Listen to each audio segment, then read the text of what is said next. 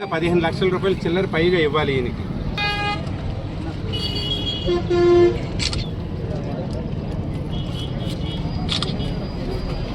ఈ పద్ధతులలో ఇంకా చనిపోయిన వాళ్ళు కూడా ఉన్నారు, వాళ్ళ ఫ్యామిలీ కూడా కొట్టగొట్టే పరిస్థితి ఉంది. మన సిరిసిల్ల జిల్లాలో ఉన్నటువంటి cooperative society, electricity cooperative society కార్మికులందరూ కూడా కలెక్టర్ గారికి ప్రజావాణిలో మెమోరాండం ఇవ్వడం కోసం వచ్చాము. వీళ్ళని అనేక సంవత్సరాల నుంచి శ్రమ దోపిడీ చేస్తూ ఉన్నారు. ముఖ్యంగా వీళ్ళకి రావాల్సిన యాన్యువల్ ఇంక్రిమెంట్ 2025 సెప్టెంబర్లో ఇవ్వాలి. కానీ చైర్మన్, పాలక మండలి కక్షపూరితంగా ఇంక్రిమెంట్ ఆపారు, ప్రమోషన్స్ ఆపారు. యాక్సిడెంట్ అయ్యి అశోక్ అనే కార్మికుడు యాక్సిడెంట్ అయ్యి సుమారుగా 5-6 సంవత్సరాలు అయింది, కాలుపోయింది. ఇంతవరకు నష్టపరిహారం చెల్లించలేదు. వర్క్మెన్ కాంపెన్సేషన్ యాక్ట్ కింద ఆయనకి కనీసం ₹15 లక్షల ఇవ్వాల్సి ఉందన్నది, అది కూడా ఇవ్వలే. ఎప్పుడు వెళ్ళినా చైర్మన్ గారితో మాట్లాడుతూ ఉంటే కార్మికుల యొక్క సమస్యలు పరిష్కారం చేయండి, ప్రమోషన్స్ ఇవ్వండి అని అడుగుతూ ఉంటే నాకు తెలియదు, కలెక్టర్ గారిని అడగండి, కలెక్టర్ గారు ఇమ్మంటే ఇస్తానని చెప్పి ఎప్పటికప్పుడు దాటవేత కార్యక్రమం చేస్తూ ఉన్నాడు. కాబట్టి ఈరోజు సిరిసిల్ల జిల్లా కలెక్టర్ గారిని కలిసి వినతి పత్రం ఇవ్వడం కోసం అని చెప్పి మేము సిద్ధంగా ఉన్నాము.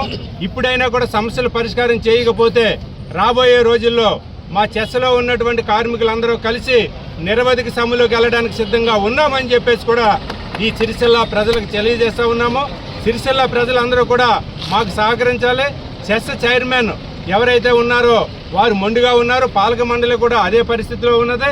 తక్షణమే రాష్ట్ర ప్రభుత్వం జోక్యం చేసుకోవాలి. చెస్ కార్మికులు 3 కార్మికులు చనిపోయారు ఈ మధ్యకాలంలో. వాళ్ళ భార్యలని ఉద్యోగాలు ఇస్తామని చెప్పి పిలిచారు, కానీ పర్మనెంట్ చేయలే. వాళ్ళని కూడా పర్మనెంట్ చేయమని చెప్పి డిమాండ్ చేస్తూ ఉన్నాము. లేని పక్షంలో రేపు చెలో అసెంబ్లీ కార్యక్రమం, అసెంబ్లీ సమావేశాల సందర్భంగా చెలో అసెంబ్లీ కార్యక్రమాలు కూడా పెట్టడానికి మేము సిద్ధంగా ఉన్నామని చెప్పి ఈ సందర్భంగా తెలియజేస్తా ఉన్నాము. Telangana state United electricity employees union రాష్ట్ర ప్రధాన కార్యదర్శిని. ఈరోజు కలెక్టర్ ఆఫీస్ ముందు మా కరెంటు కార్మికుల గోసను చెప్పుకోవడానికి రావడం జరిగింది. ఎందుకు అంటే కలెక్టర్ దాకా రావడానికి కారణం ఏంటిది అంటే ఈ చైర్మన్ గారు ఎన్నిసార్లు చెప్పినా, ఎన్నిసార్లు మెమోరాండాలు ఇచ్చినా దాన్ని దాటవేసే ప్రయత్నం చేస్తూ ఉన్నారు. దాంతోపాటుగా మేము ఒక 10 డిమాండ్లు పెడితే ఏ ఒక్క డిమాండ్ కూడా సమాధానం ఎట్లా అంటే అన్ని ఇస్తున్నామన్నట్టుగానే ఎవిడెన్స్తో సహా సమాధానాలు ఇచ్చిండు. కానీ ఇందులో ఒక్కటి కూడా నిజం కాదు.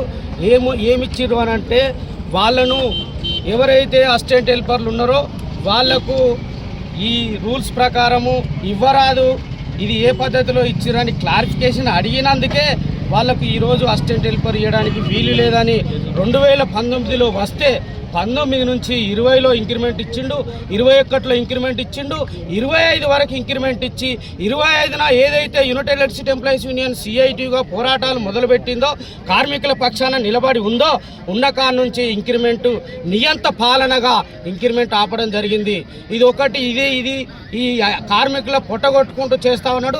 దాంతోపాటు ఎఫ్టీఏ కూడా ఆపిండు. దాంతోపాటు ఎవ్రీ 6 ఇయర్స్కి ఒకసారి ఇంక్రిమెంట్ ఇవ్వాల్సింది కూడా అది కూడా ఇవ్వకుండా చేసిండు. దాంతోపాటుగా ఇప్పుడు ఏంటంటే ఆయన చేసేది, మేము పాలక మండలి పార్టీ పరంగా చూస్తే మేము టీఆర్ఎస్ పార్టీలో ఉన్నాము, ఇది గవర్నమెంట్ను బదనం చేయడానికి కొరకే ఈ ప్లాన్ చేస్తూ ఉన్నాడు. గవర్నమెంట్ ఇప్పటికైనా జోక్యం కల్పించుకొని, కలెక్టర్ ఇప్పటికైనా జోక్యం కల్పించుకొని ఈ కరెంటు కార్మికులు సమ్మె చేయక ముందుకే మాకు చర్చలకు పిలిచి ఈ సమస్యలన్నీ సానుకూలంగా స్పందించాలని తెలియజేస్తూ ఉన్నాం. దాంతో పాటుగా చనిపోయిన వారు ఎవరైతే ఉన్నారో వాళ్లకు ఎన్పిడిసిఎల్ పద్ధతులలో ఉద్యోగం ఇవ్వాలని ఉన్నది. కానీ VEWలకు ఇవ్వము అనే పద్ధతులలో ఈ చైర్మన్ గారు చెప్తా ఉన్నారు. ఏం లేదు, నా మాట వినట్లేదు, నా మాట వినకుండా CIT యూనియన్లో పోయిండ్రు కాబట్టే వీళ్ళకి ఏం పని చేయొద్దు అనేది దాన్ని దృష్టిలో పెట్టుకొని ఇవాళ మొండి వైఖరి దర్శించే ప్రయత్నం చేస్తూ ఉన్నాడు ఈ చైర్మన్.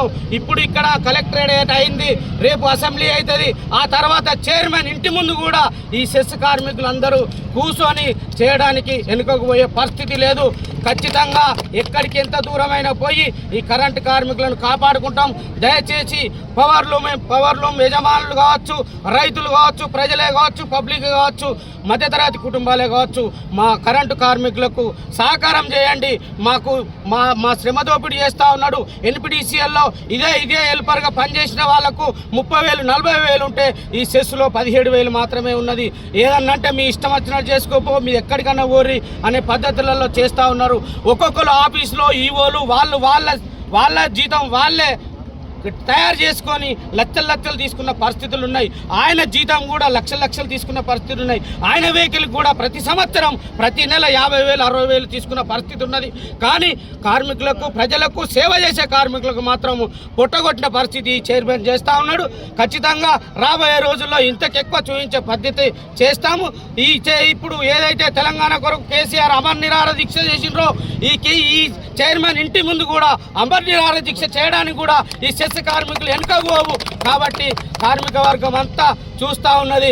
ఈ ఇల్లే కాదు, అసిస్టెంట్ హెల్పర్లే కాదు, లైన్మెన్, లైన్ స్పెటర్లు అందరినీ కూడగట్టుకొని ఇవాళ రేపు నిరాహార దీక్షలు చేస్తాము. అదే కాకుండా నిరవధిక సమ్మె కూడా చేయడానికి వెనుకపోమని ఈ సందర్భంగా తెలియజేస్తూ ముగిస్తున్నాను.